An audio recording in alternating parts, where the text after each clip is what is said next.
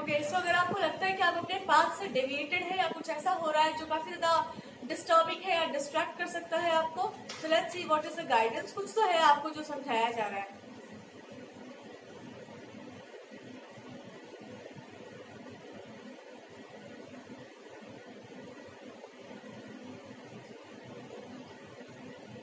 पहले तो आपके लिए ये बोला जा रहा है कि सबसे पहले तो अपने आप को आप एक सही रिदम में लेकर आओ, एक सही ट्रैक पर लेकर आओ।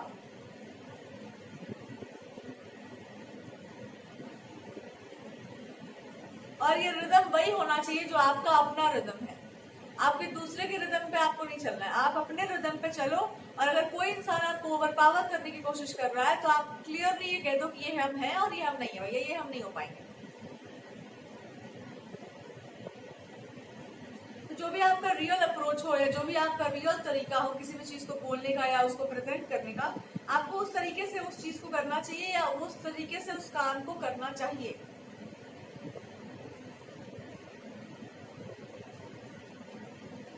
तो क्यों नहीं कर पा रहे हैं? व्हाट इज द प्रॉब्लम कि आप उस चीज पर ध्यान नहीं दे पा रहे? What is this?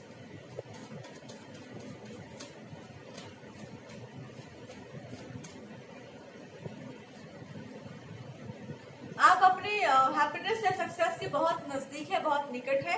एक गाइडेंस आपको दिया जा रहा है कि अभी डिमोटिवेट होने का समय नहीं है। इट्स टाइम कि आप देखो कि आपको जाना किस डायरेक्शन में, आपको इंट्यूशन क्या गाइड कर रहा है और कहाँ जाने के लिए बोल रहा है, किस डायरेक्शन में आपको आगे बढ़ना चाहिए। And in that direction you should go. अगर आपने कुछ बहुत सोच समझ करके प्लान किया था कि हमको ऐसे ऐसे अप्रोच करना है या ऐसे ऐसे कोई सिचुएशन को अरेंज करके चलना है, किसी सिचुएशन में हमको ऐसे एक्ट करना है, ऐसे काम करना है, अपने पैटर्न को वैसे सेट करो एंड देन मूव फॉरवर्ड। किसी भी रिलेशनशिप में, किसी भी टॉपिक में, किसी भी सिचुएशन में अगर आपने ऑलरेडी ऑटो सेट कर लिया था अपने आप को कि भैया this is my way of doing something and I will do it that way, तो आपसे गॉडेसेस कह रही है कि उसी तरीके से उस काम को करना है। देयर शुड बी नोबडी जो आपको ओवर पावर करे, देयर शुड बी नथिंग जो आपको ओवर पावर कर ले। और क्या आपको गाइडेंस दिया जा रहा है?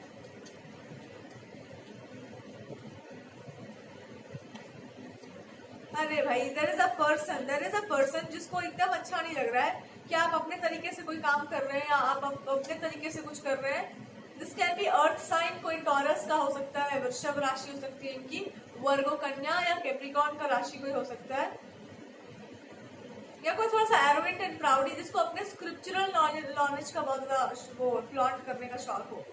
And this is a person, इससे आपको अच्छा, हम जीवन में जिस भी लोगों से भिड़ते हैं ना, जिनसे भी हमारा क्लैश होता है, जिनसे भी हमारा एक तरह से कॉन्फ्लिक्ट होता है, ये कहीं ना कहीं हमारे इंटरनल कॉन्फ्लिक्ट को भी दिखाता है। यानी कि मान लो कि कोई ऐसा इंसान आपके पीछे पड़ा हुआ है जो काफी घमंडी है, बार बार आप उसी से भिड़ रहे हैं, बार बार आप उसी से भिड़ रहे हैं, हर जगह पर आपको ऐसे लोग मिल जा रहे हैं। इसका मतलब ये हुआ कि या तो आप एक बहुत ऐसे इंसान है जिसके अंदर क्लैश करने का कुछ ऐसा है नहीं कि आप इससे लड़ने जाएंगे, तो आपको लड़ने वाले लोग मिलते ही हैं। ऑब्वियस सी बात है कि आपके अंदर क्लैश करना नहीं है तो आपसे लोग कूद कूद के आके लड़ते होंगे।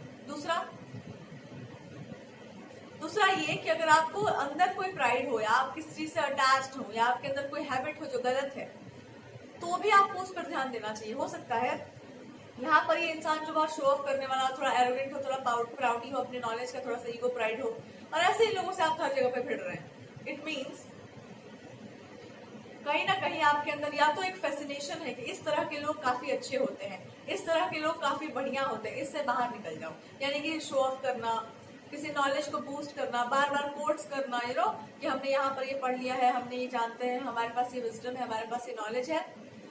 कहा जाता है कि जब मनुष्य जान लेता है जो उसको जानने योग्य है, तो वो शास्त्रों में उसकी उतनी रुचि रह जाती है या फिर पढ़ाई लिखाई में उसका उतना ही इंटरेस्ट रह जाता है जितना कि मतलब इट्स जस्ट कि बहुत चला जाता है वो डाउन पर। क्योंकि नॉलेज भी एक तरह से एंडलेस भूख है कि इंसान को ज्ञान चाहिए, ज्ञान के पीछे इंसान भागता है। और जब इंसान ज्ञान के पीछे बहुत भागता है ना, तो एक तरह से इट बिकम्स अ हैबिट कि हमको और नॉलेज चाहिए, और नॉलेज का तो कोई सीमा है नहीं, तो you just go after it, you go after it.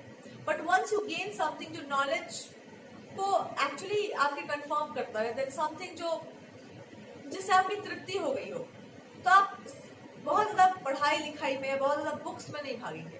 Because आपको इंट्यूशन वाइज या आप जस्ट नो समथिंग कि यहाँ पर क्या बोलना है या फिर यहाँ पर क्या उचित है, यहाँ पर क्या होना चाहिए, यहाँ पर क्या नहीं होना चाहिए। Just know it by God's grace.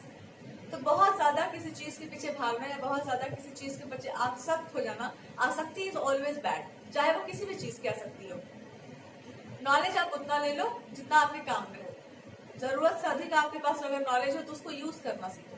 अगर हद से ज्यादा है और आप हर जगह पे उसको फ्लॉन्ट किए जा रहे हैं तो भैया अब तुम ही जानो तुम्हारा काम क्या है। तो आपको गॉड यही बता रहे हैं कि सिचुएशन से यही सीखना है तुमको कि अपने अंदर से उस अटैचमेंट को निकालो, अपने अंदर से उस एक होता है कि आसक्ति होती है इंसान की किसी चीज में, किसी पर्टिकुलर फॉर्म में या किसी कुछ में, तो एक एक फेयर वे में आप उसको कर सकते हैं प्रणाम, लेकिन आप उससे अटैच नहीं हो सकते, आप उससे बियॉन्ड नहीं जा सकते, आप उससे बहुत ज्यादा उसके पीछे नहीं भाग सकते। तो यहाँ पर कहा जा रहा है कि अगर आपको ऐसे लोग अच्छे लगते हैं, बार बार ऐसे लोगों से आप भिड़ रहे हैं, तो आप अपने अंदर देखिए कहीं आपके अंदर ये तो नहीं है कि ऐसे लोग बहुत अच्छे होते हैं, इनके सामने खुद को प्रूव करना है या इनके सामने अपने आप को अच्छा दिखा देना है। ऐसा कुछ नहीं होना चाहिए आपके अंदर, बिकॉज अभी हो सकता है दिस पर्सन इज लाइक कोई इंसान अभी मतलब किताबों की दुनिया में उसको बहुत इंटरेस्ट हो, तो आप वहां मत लगो जहां पर से आपका इंटरेस्ट खत्म हो गया हो या जहां पर आपका अटैचमेंट खत्म हो जाता है, वहां से हम लोग को मुक्ति मिल जाती है। तो उस अटैचमेंट पर काम करो।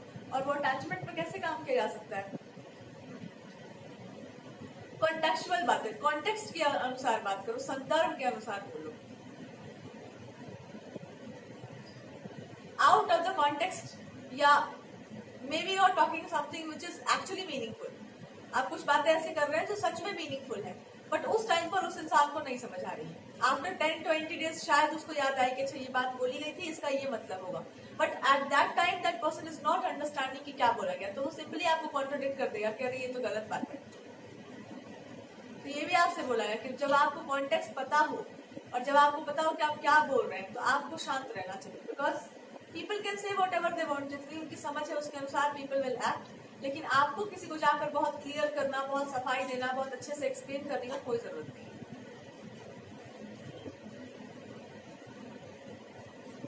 तो यही कुछ चीजें हैं जो आपको ओवरकम कर लेनी है अपने अंदर से।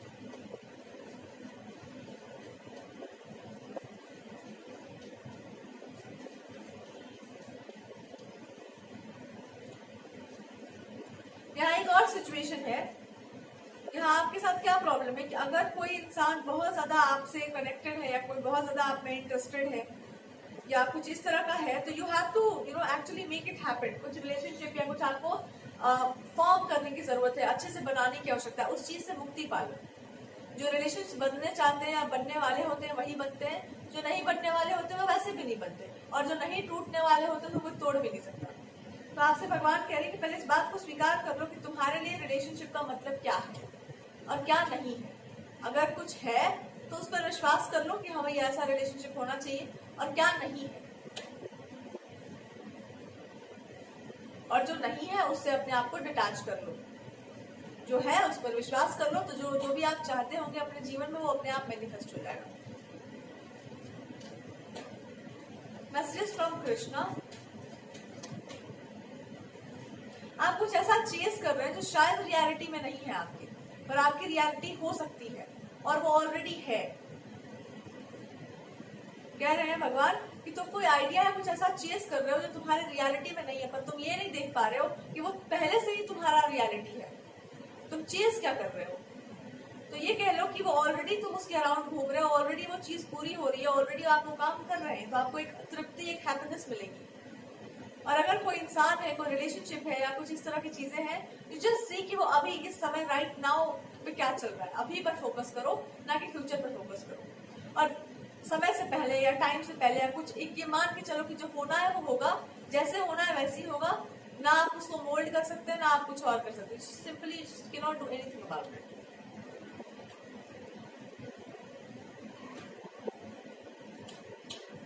यहाँ पर कुछ ऐसा आ रहा है जो स्नीकी सा एनर्जी है, जस्ट चेक आउट।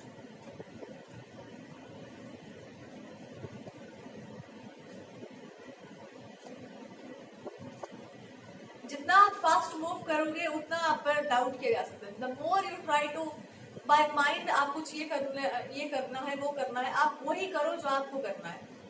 दिमाग तो बहुत कुछ कहता है, बट आप वही काम कीजिए जो आपके लिए उचित है, जो आपको सही लग रहा है, बाकी दिमाग बहुत जगहों पर भटका है तो भटको मत, बस एक चीज पे अड़े रहो कि भैया आपको यही काम करना है या ऐसे ही काम करना है।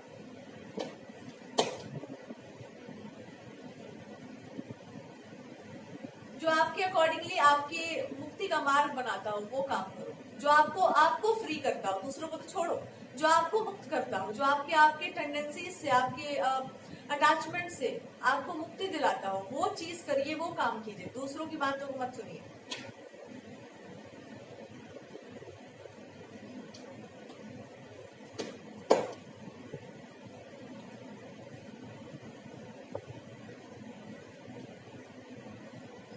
और जैसे ही आप ये डिसाइड कर लेंगे कि भाई जो हमको मुक्त करे, जो हमको अपने बंधनों से आजाद करे, हमको वो काम करना है, हमको वो चीज करनी है। शायद कोई सिचुएशन आपको यही समझाने का प्रयास कर रही है कि भाई अपना ओपिनियन जरूरी होता है, अपना काम जरूरी होता है, दूसरों को वो काम समझ आए ना आए, या अभी आए या पता नहीं कभी आए, उससे आपको कोई लेना देना नहीं होना चाहिए। आपको केवल और केवल अपने आप पर ध्यान देना चाहिए, अपने काम पर ध्यान देना चाहिए।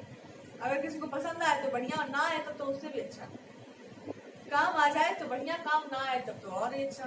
तो इस एटीट्यूड में आपको रहने का जरूरत है कि आप अपने काम पर फोकस करो, दूसरों के काम पर फोकस करने दो, और अगर किसी के काम पर वो चीज है तो अच्छी बात है, नहीं है तो और अच्छी बात है। सो अभी गॉड ही आपको टेस्ट कर रहे हैं, टेलिंग यू कि आपको एक रिदम में आना है, you have to be in that rhythm. जैसे प्रकृति काम कर रही है, जिस तरह से आपको कहा जा रहा है, just flow with that, don't try to become something else. और क्या है जो आपको रेजिस्ट कर रहा है उस रिदम में आने से?